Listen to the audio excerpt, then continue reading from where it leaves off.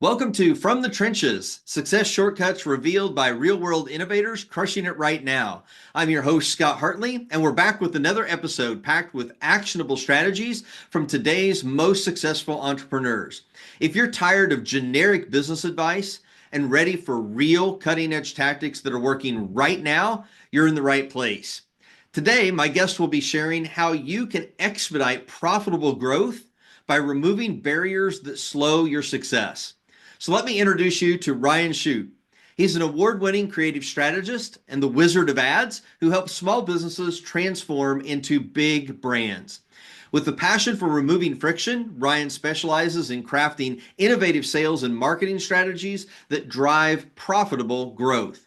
Drawing from his extensive experience in retail and automotive, Ryan's insights empower entrepreneurs to dominate their markets with bold, frictionless solutions. Ryan, so excited to have you on the call today. Hey, thanks for having me, Scott. I'm really grateful to be here. Yeah, absolutely. So I always kind of like to get started by having, my guests share a little bit of their background and kind of what led you to where you are today in business and in life. Yeah, for sure. Well, I'm blessed to be running an eight figure uh, creative agency to this day within the Wizard of Ads group. I'm a partner there, and I predominantly focus in on the home services space, essential home services, but I also do some work in B2B and also some professional services and retail. Okay. And those were the areas I got my experience. But I'll tell you, it was not always this way. Back in the good old days of working in retail, the gulag of retail, as I like to call it, it was a real fight. It was a lot of friction, a lot of tension, a lot of bad bosses, including me, who mirrored that behavior. I Hmm. was I was transactional by nature myself, having grown up in the retail space, and um, always thought that everything had to be so hard, like such a grind, such a hustle. And um, 2015, I meet Roy Williams at his academy called the Wizard Academy in Austin, Texas. And Roy H. Williams wrote a trilogy about 25 years ago called The Wizard of Ads, and there's three in the set. And really, what it showed me was that there was this whole other world that at the time when I first read those books thought was it's kind of aspirational. It's like lovely idea, but like good luck. Like the real world has to go to work every day and grind it Right. out and squeeze, right? Well, it doesn't have to be that way. And having taken this course, it changed my life. It was a transformative moment. Um, and that's a big deal. Mhm. So that's what had me really kind of going down the path of not only what is the brand doing for us as far as basically giving us leverage that we wouldn't otherwise have, but Mhm. what's inside the business that's eroding the brand and getting in our way of growth. Hmm. And that's really where my world has come to. My core business is to help people through with their marketing strategies and mass media buying and creative writing. But the the bigger picture is what are we able to talk about and do and deal with that gets out of our own way Hmm. and allows us to speed up growth. And as it happens, it's all the same stuff, whether you're talking marketing or relationships or sales or whatever. Yeah, no, that's an interesting journey. I know that, when I started my first company, which was an IT business, you kind of like, have this aspiration of like what you want it to look like, and sooner rather than later. But then as you start to get in it and get started, all those day-to-day operational things, it just kind of like seems to take over and gets really overwhelming. And you Mm, still look at that vision and you're like, is that even doable? Right? right. And then of course go to a conference, you read a book, you take a course, whatever, and it kind of lights that fire up for a short period of time. And maybe you implement a few things and there's a little bit of a shift, but a lot of times we just kind of gravitate back towards kind of the status quo, right? Yeah. Sometimes we're not moving as fast as what we can kind of what we really want to be Right. in that business. So Right. so what are some of the things that as you kind of went through Roy's course that you really started applying and starting to see results from that that you're now sharing with entrepreneurs today? Well, it was a 4 year journey, and it's not a 4 year course; it's a 3 day course. But I did it a whole bunch of times, and then it just started exploring the first principles of communication, of business, and frankly, the laws of nature. When you start looking at the physics and neuroscience and chemistry and biology of these things, you start to realize that we can't we can't break the laws of nature. We can't go against what is innately going to be true no matter what we do. Yeah.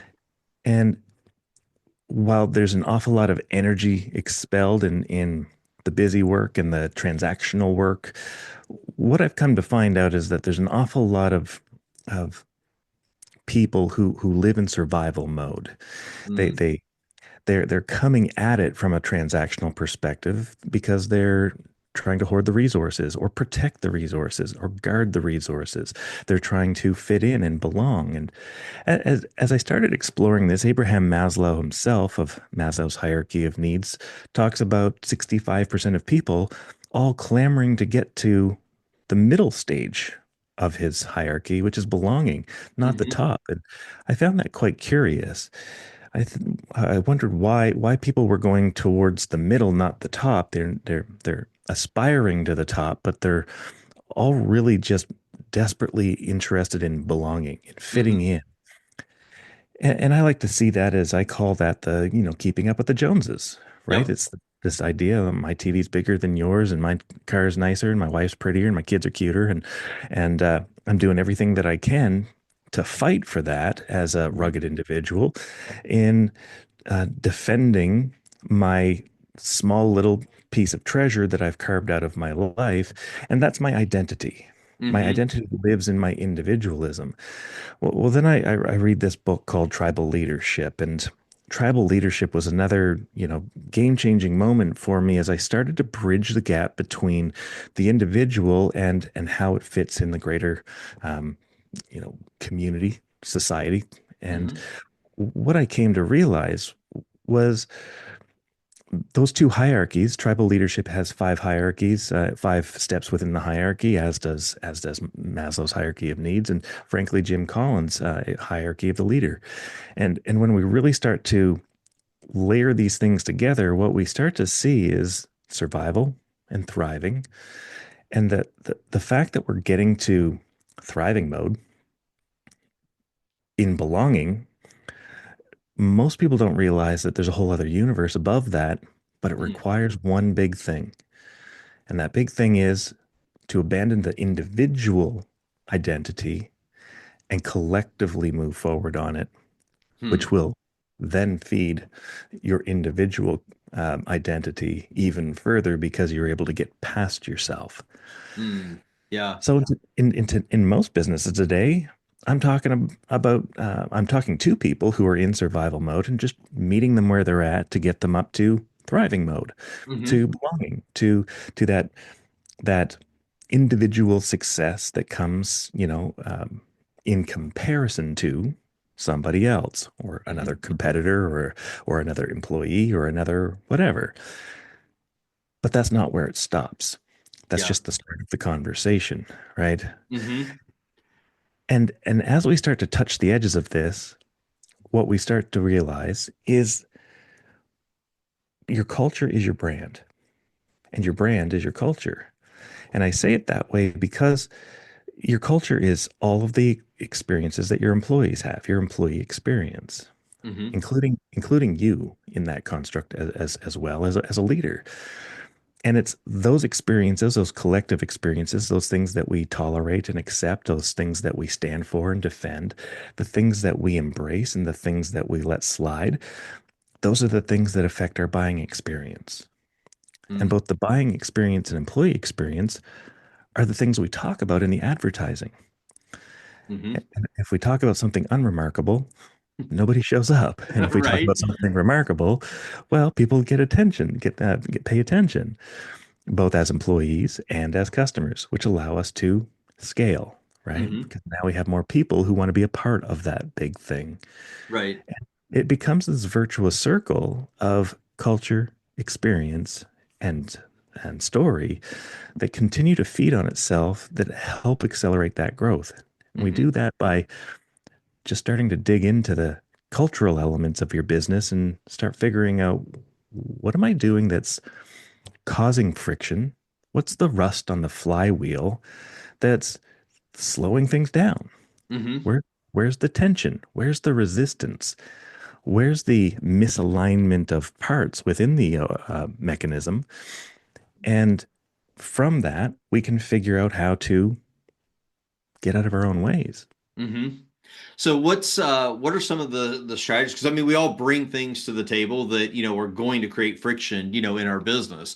Mm, And a lot of the great marketing people, they're telling us is like whenever you're trying to attract clients and you want people to do business with you, try to mm, eliminate as much friction as possible. Or yep, as my friend Brian Kurt says, don't be the chief leader of the Department of Sales Prevention, right?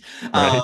And so we're doing a lot of things in our business that just really like you put together there is that it prevents us from moving forward. How do Mm. we identify? How do we start to identify what some of those things are? Well, the more top of funnel conversation here is identifying those things is going to show up in kind of 12 big buckets in what I've discovered.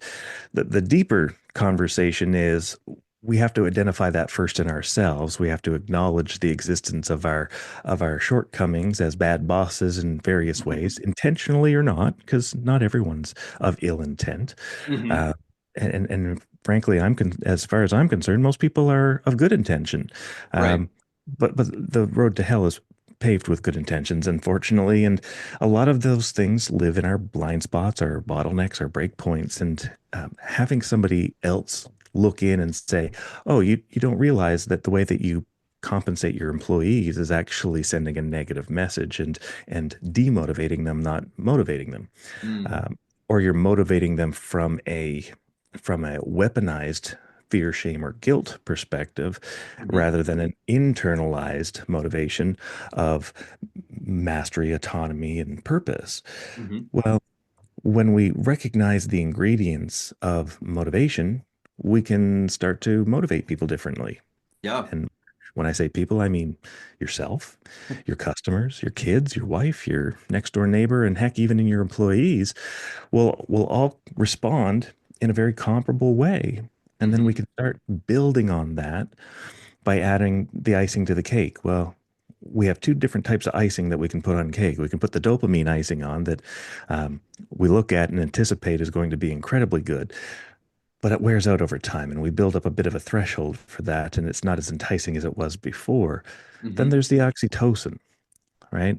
When we can get oxytocin cooking in our business, with our employees, our customers, and all the other people that we're trying to influence and persuade, now we've got the love chemical, the bonding chemical, the five-star reviews chemical, and the unsolicited referrals chemical. And that's the kind of thing that's going to get your business accelerating at a level that you didn't have it going before. This is a fuel that we can Hmm. tap into our business.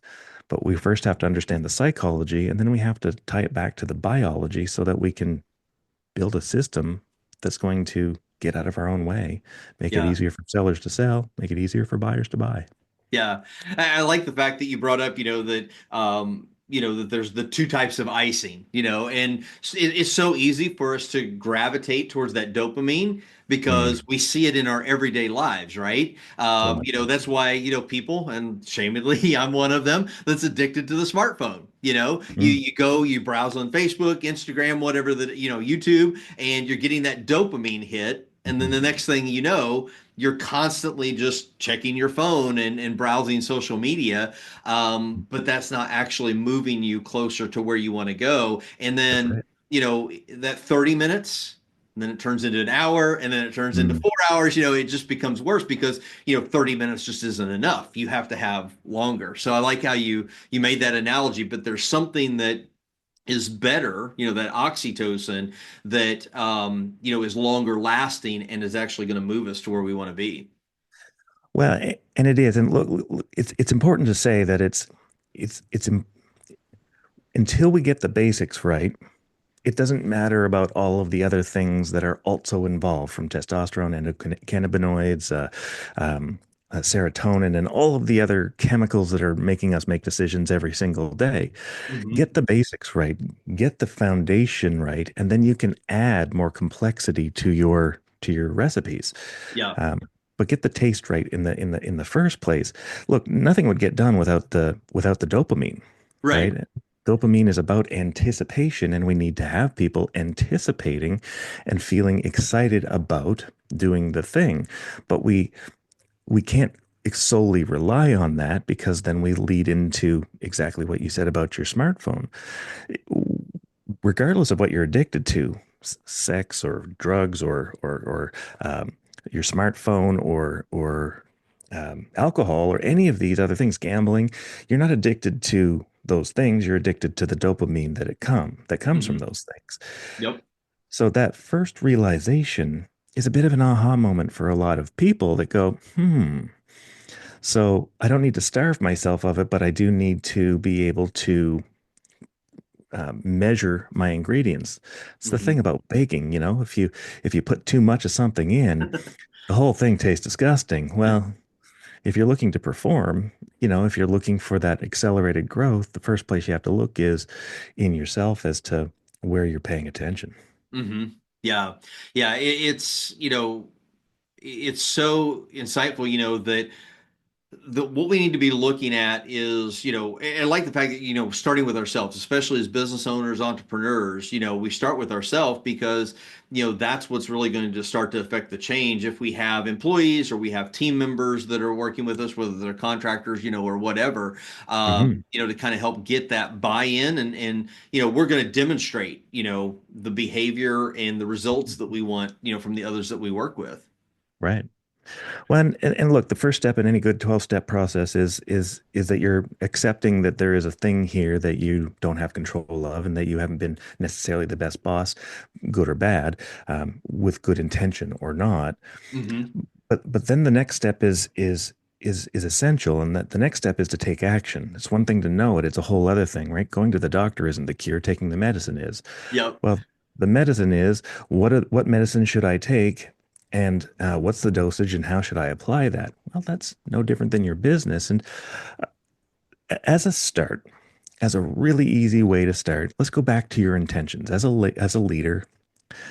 We always have made fun of mission statements at the Wizard of Ads, and we've done that because they've been just mutilated and mutated into these awful versions of what they're supposed to be when they're have nothing to do with what you know gurus have suggested. Mission Hmm. statements are about having a clear objective and following the commander's intent to achieve that directive. So let's just go back. Let's go back and say, what did you intend in your business when you started it? What did you hope to happen? You mentioned that earlier in the podcast. Hmm. Well, I've discovered that it falls into three buckets. And this is through basically just taking everything that I've heard, every attribute and trait and an idea and core value and purpose and everything else that grows dust on a wall somewhere, and put them into themes. And it Hmm. started with a whole bunch of themes, and it eventually boiled down to three. The third one I didn't expect, to be honest with you. And the first one is helping people win, right? Hmm. And I say people, not customers or employees or yourself. I'm saying people, everyone, Yeah. right? Well, what does that mean to you? What did you intend to do to help people win? You intended them to be healthy, to be wealthy, to be happy. What does that look like? What does that mean to you? And let's get down to the minutia of it, like Hmm. from from every last little bit that you can do. Ask yourself those questions in that bucket. The second one being uh, trustworthy, helping people win in a trustworthy manner. Well, what does being trustworthy mean? What does being worthy of trust mean to you? Right? What Hmm. did you intend? Right? And how does that fit in your internal processes and policies and your external policies and processes? How does it show up in your KPIs? And how does it show up in the expectations you put on employees? Is it KPI based or is it action and behavior based? Hmm. How does it show up in your compensation or your sales process? all of these things are going to articulate whether or not you're making it easier for sellers to sell and easier for buyers to buy or not. And Yeah. trust really comes into that in a variety of different ways, right? Yep. Not just the superficial of integrity and honesty and all the kind of, attribute words, but what does that actually mean? Like, what do you mean by that? Hmm. And then last but not least is what surprised me, and that's gratitude, right? Mm. And Yeah. living a grateful life. Well, what does that actually mean? A grateful life is a life shared with others. It's about happiness. It's about humility. It's about responsibility and respect. It's about dignity. It's Hmm. about it's about so much more than the word itself says. Um, Graciousness and abundance all live in gratitude. Hmm.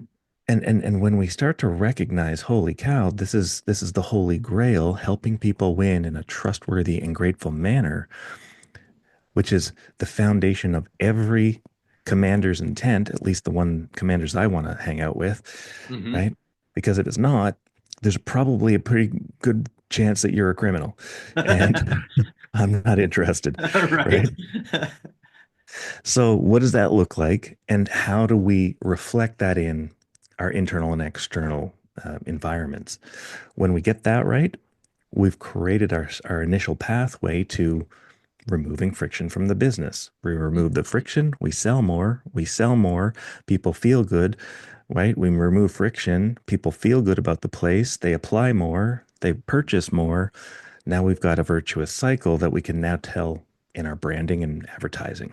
Yeah.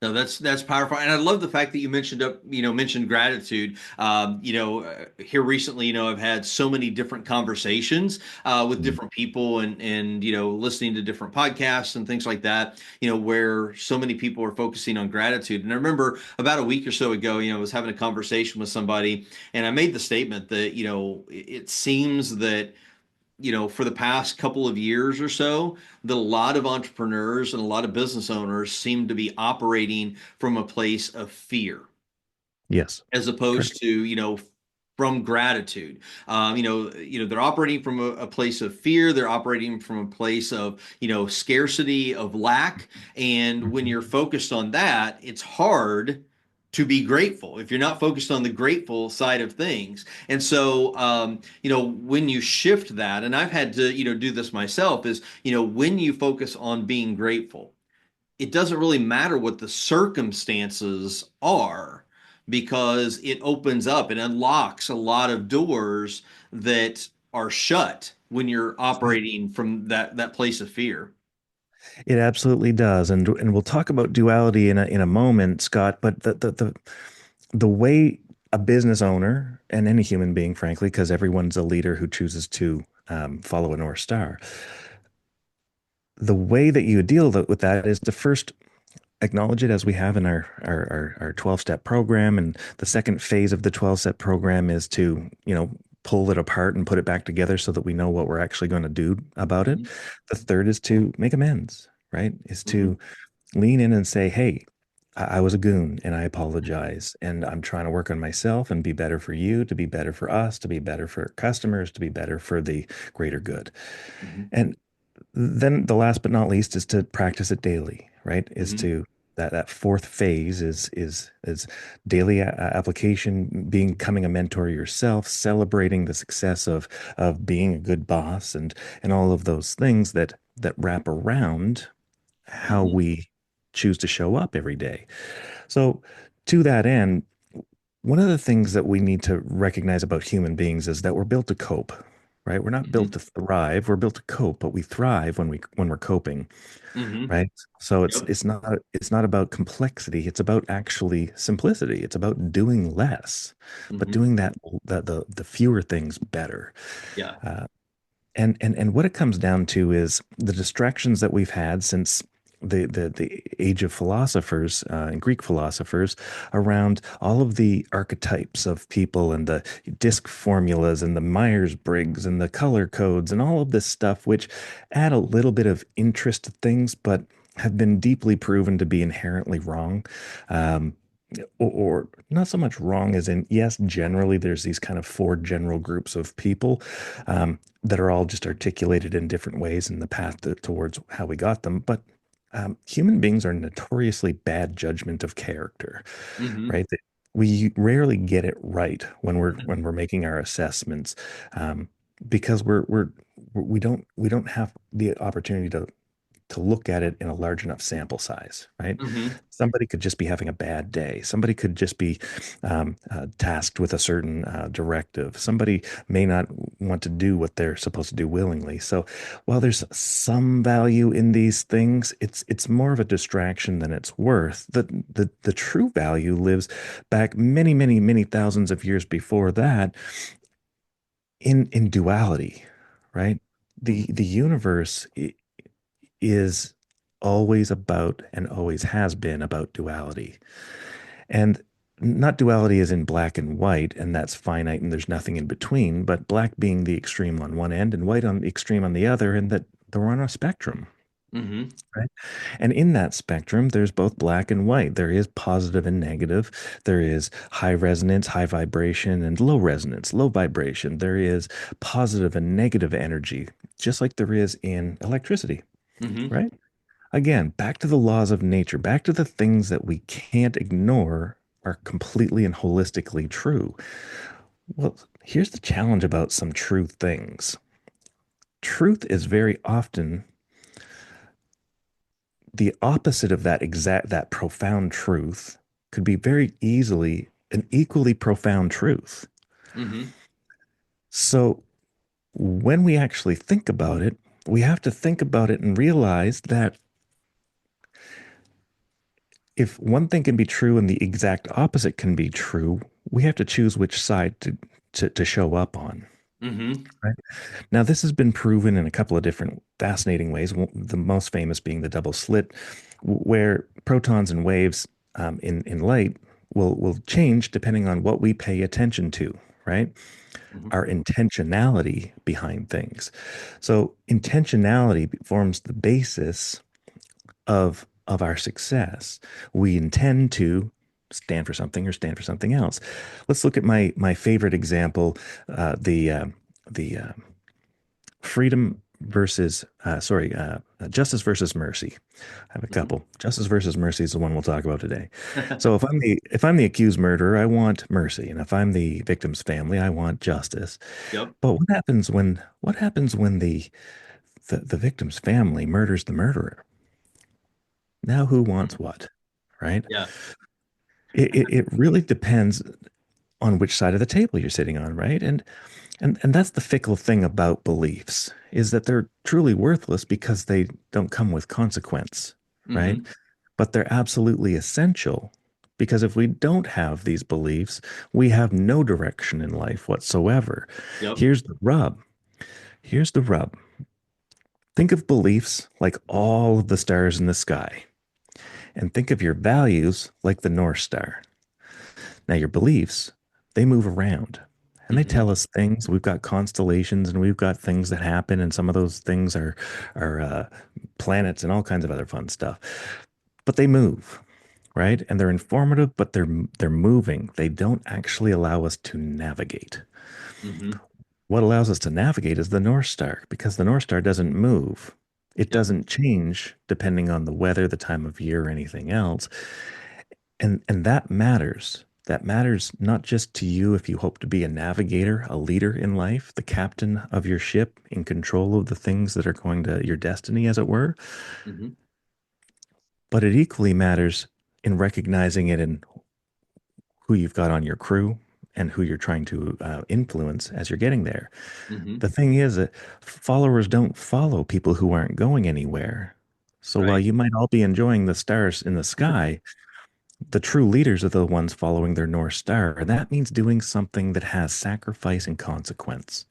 That means standing out by standing up for what's right and standing up for what's defending against what's wrong Mm-hmm. and tolerating things with a smaller perspective, right? Mm-hmm. Now, in the art world, in the marketing, creative communications world, we call that a creative constraint. Mm-hmm. But the very best things come from creative constraints. When I say draw anything, you go, wow, I don't know what to do. But when I say draw the best darn pink elephant you've ever drawn in your life, you'd be like, hold my beer. Right?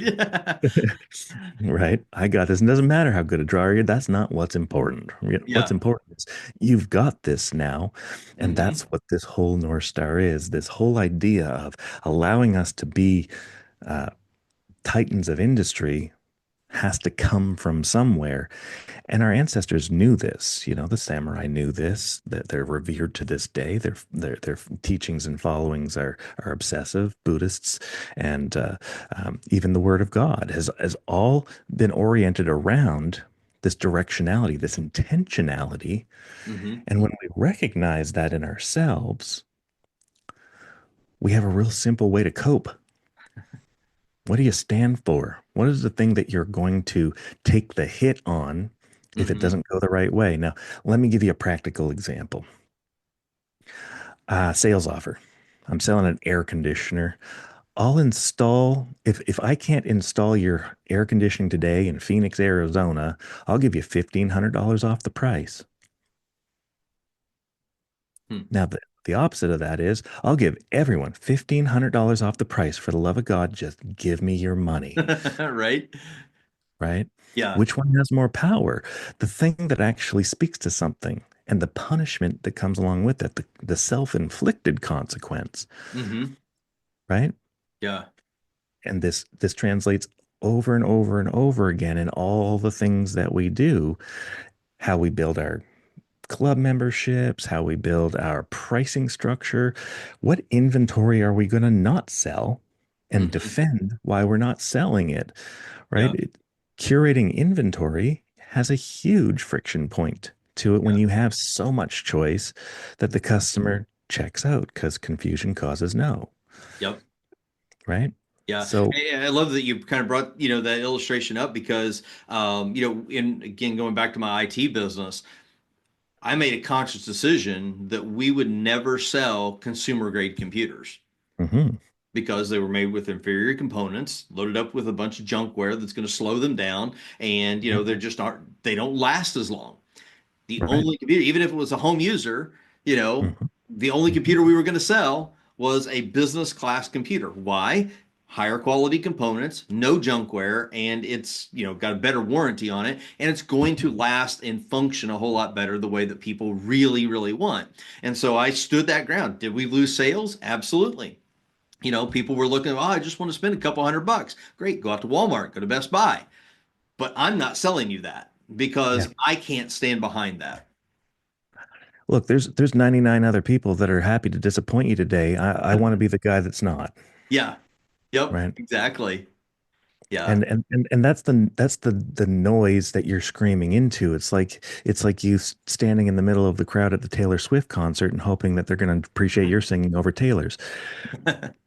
At the end of the day, they're just not, and that is a challenge. But when you can figure out how to get on stage, well, now you win. Hmm. Right? Yeah. Right? Yeah.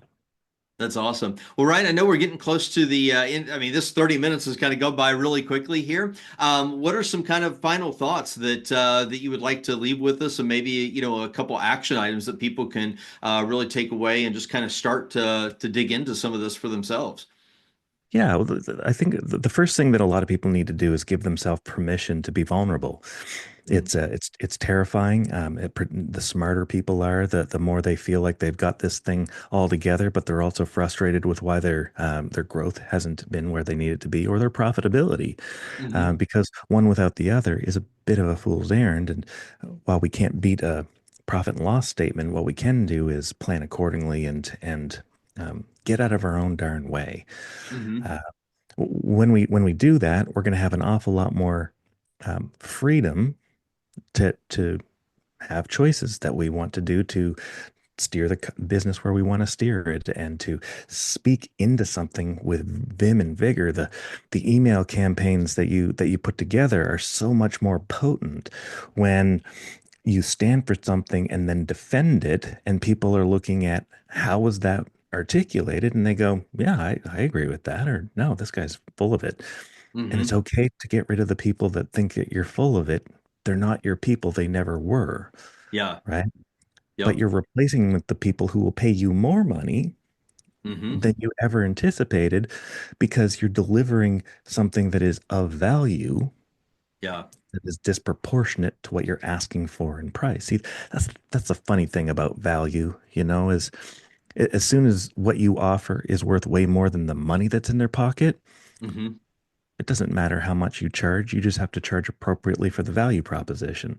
Yep. So get audacious about your value proposition and build a system, an operation that can handle that elegantly at high repetition, and you've got yourself a moneymaker. Now, that's not the only way, but that's the way that I tend to help my customers is to really lean into the operational excellence side, find Mm-hmm. those efficiencies that are slowing down the opportunity.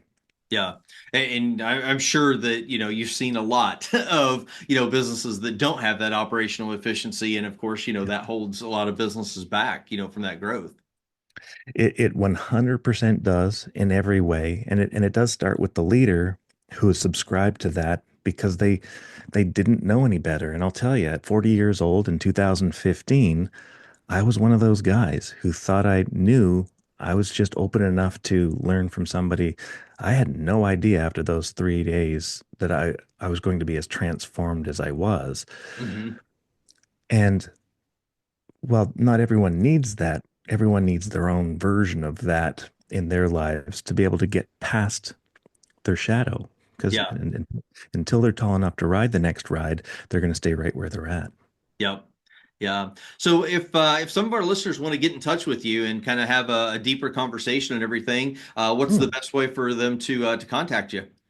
Easiest to reach me at my website, ryanchute.com, and always open to have strategic conversations and just explore your business and maybe even just lend a hand as much as I am to think about working, with the right people. I'm looking for people who have a good attitude, who are pointing upwards and willing to lean into things that might feel a little counterintuitive at first, but will translate into disproportionate success later on. Okay, fantastic. Well, we'll make sure that we put your website address in the show notes. That way, people can check you out and schedule a conversation with you if they like. So, well, Ryan, I really appreciate you being here today and sharing your insights, on this because I know that there's so many businesses right now that they're looking for that growth, but they just feel there's something there that's holding them back. And by identifying what those barriers are and then just working through those can be life changing for so many people. It is absolutely life changing when you figure out the recipe. Yeah. Yep. Awesome. Well, that's all for today's episode of From the Trenches. If you're looking to supercharge your email marketing, check out my book, Hit the Inbox, at hittheinboxbook.com. It's packed with 76 pages of strategies to get your emails landing in inboxes and driving sales.